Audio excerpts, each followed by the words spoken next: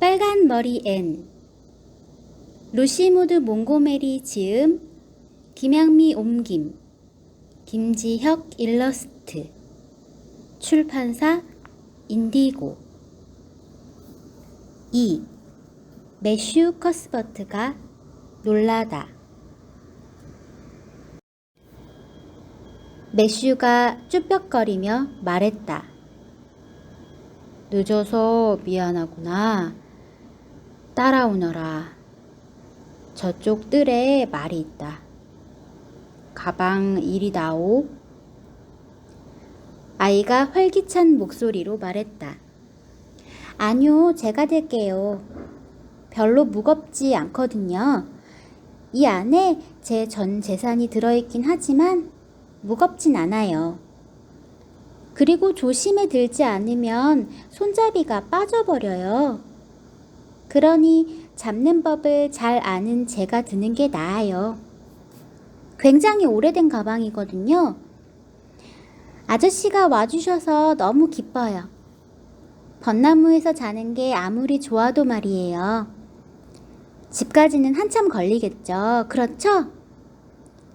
스펜서 아주머니가 12km 정도 된다고 하셨거든요. 전 마차 타는 걸 좋아하니까 다행이에요. 아저씨 집에서 아저씨의 가족으로 함께 사는 건 정말 멋진 일일 거예요. 전 지금껏 한 번도 가족이 없었거든요. 사실 꼭 그런 건 아니지만 그래도 고아원은 정말 끔찍해요. 넉 달밖에 안 있었지만 그걸로 충분해요. 아저씨는 고아원에서 지내본 적이 없을 테니 거기가 어떤 곳인지 모르실 거예요. 정말 상상도 못할 만큼 지독한 곳이라고요. 스펜서 아주머니는 그런 식으로 말한다고 절 못됐다며 나무라셨지만 제가 일부러 나쁘게 말한 건 아니에요. 나쁜 말은 자신도 모르게 튀어나오기 쉽잖아요? 안 그래요? 사람들은 좋았어요. 고아원에서 일하는 사람들 말이에요. 하지만 거긴 고아들 빼곤 상상할 거리가 전혀 없어요.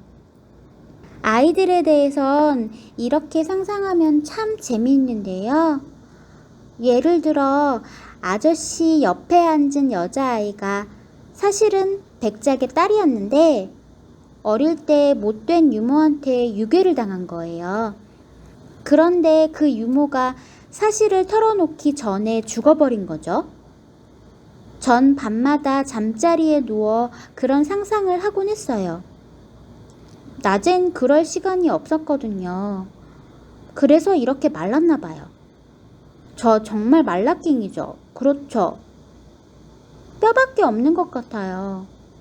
전 제가 팔꿈치가 폭 들어갈 만큼 포동포동하고 예쁜 모습이라고 상상하는 게 참 좋아요. 매슈의 길동무는 숨이 가쁘기도 하고 마차가 있는 곳에 이르러서인지 이야기를 멈췄다. 그리고 마을을 벗어나 비탈진 작은 언덕길을 내려갈 때까지 아무 말이 없었다. 부드러운 흙을 깊이 파서 만든 길 양편 비탈에는 두 사람의 머리에서 1m 남짓 위로 꽃이 활짝 핀 벚나무와 늘씬한 흰 자작나무가 쭉 늘어서 있었다. 아이가 손을 뻗어 마차 옆을 스쳐 지나가는 야생 자두나무 가지를 꺾었다. 아름답지 않아요? 비탈에서 몸을 갸우뚱하고 있는 저 하얀 레이스 같은 나무를 보면 뭐가 떠오르세요? 아이가 물었다. 글쎄다. 모르겠구나. 매슈가 대답했다. 어머, 당연히 신부가 떠오르죠. 은은히 비치는 아름다운 면사포를 쓴 새하얀 신부요. 전 한 번도 본 적이 없지만 어떤 모습일지 상상은 할 수 있어요. 제가 신부가 되는 건 기대도 안 하지만요. 전 너무 못생겨서 아무도 저랑 결혼하려 들지 않을 거예요. 외국인 선교사라면 또 모를까. 외국인 선교사는 그렇게 까다롭지 않을 것 같거든요. 하지만 저도 언젠간 하얀 드레스를 입어보고 싶어요. 그게 제가 세상에서 꿈꾸는 가장 큰 행복이에요. 전 예쁜 옷이 참 좋아요. 하지만 전 예쁜 옷을 입어본 기억이 없어요. 그러니까 더더욱 바라는 거겠죠. 그렇죠? 어쨌든 전 멋있게 차려입은 제 모습을 상상할 수 있어요. 오늘 아침 고아원을 떠나면서 이 끔찍하고 낡은 원피스를 입어야 해서 정말 부끄러웠어요. 고아들은 모두 이 옷을 입어야 해요. 작년 겨울에 호프타운에서 온 상인이 고아원에다 이 옷감을 300만화 기증했지 뭐예요. 팔고 남은 거라고 어떤 사람들은 말했지만 전 그 아저씨가 마음이 착해서 그랬다고 믿고 싶어요. 그렇겠죠? 기차에 탔을 때는 사람들이 전부 절 쳐다보며 불쌍해하는 것만 같았어요. 하지만 전 곧바로 제가 아주 아름다운 연하늘색 실크 드레스를 입고 있다고 상상했어요. 어차피 상상할 바엔 멋있는 게 더 좋으니까요. 여러 가지 꽃과 하늘거리는 깃털로 장식한 커다란 모자를 쓰고 팔목엔 금시계를 차고 새끼 염소 가죽으로 만든 장갑과 부츠를 신었다고 말이죠. 전 금세 기분이 좋아져서는 섬까지 오는 동안 여행을 마음껏 즐길 수 있었어요. 배를 타고 올 때도 멀미 한 번 안 했어요. 스펜서 아주머니도 평소 같으면 멀미를 했을 텐데 제가 바다에 빠지지나 않나 지켜보느라 멀미할 겨를도 없었대요. 저처럼 쏘다니는 아이는 본 적이 없다면서요. 하지만 제가 마구 쏘다녀서 아주머니가 멀미를 안 하셨다면 다행 아닌가요? 그렇죠? 전 배에 있는 건 뭐든 보고 싶었어요. 언제 또 이런 기회가 올지 모르니까요. 어머나, 저긴 벚꽃이 더 많이 피었네요. 정말 꽃이 가득한 섬이군요.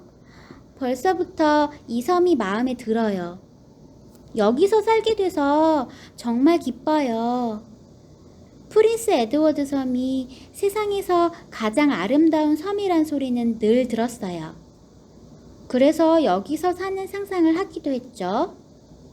하지만 정말로 이렇게 살게 되리라고는 꿈에도 생각지 못했어요. 상상이 현실로 이루어지는 건 기쁜 일이에요. 그렇죠? 그런데 이 길은 흙이 붉은 게 참 희한하네요. 샬럿타운에서 기차를 탔는데 지나가며 언뜻언뜻 보이는 길 색깔이 붉은 거예요. 그래서 스펜서 아주머니한테 길이 왜 붉은지 물었죠. 아주머니는 모른다고 하면서 제발 부탁이니 더 이상 아무것도 묻지 말라고 하셨어요. 제가 질문을 벌써 1000번도 더 했다나요? 저도 그런 것 같긴 했어요. 하지만 질문을 하지 않으면 세상 일을 어떻게 알겠어요? 그런데 길이 왜 저렇게 붉은 거죠? 매슈가 대답했다. 글쎄다, 잘 모르겠는걸? 나중에 알아봐야겠어요. 나중에 알아볼 것들을 생각하는 일도 근사하지 않나요? 살아있다는 게 기쁘게 느껴지거든요. 세상엔 재미있는 일이 참 많아요. 우리가 모든 걸 다 안다면 사는 재미가 반으로 줄어들 거예요. 안 그래요? 그러면 상상의 나래를 펼칠 일도 없겠죠? 그런데 제가 말이 너무 많나요?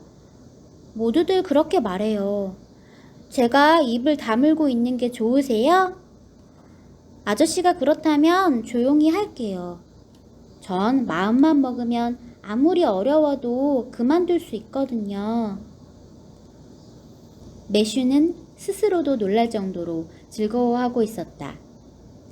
말 없는 사람들이 되게 그렇듯이 매슈도 말하기 좋아하는 사람이 혼자서 하고 싶은 얘기를 하고 그에게 무슨 의견을 기대하지 않을 때가 좋았다.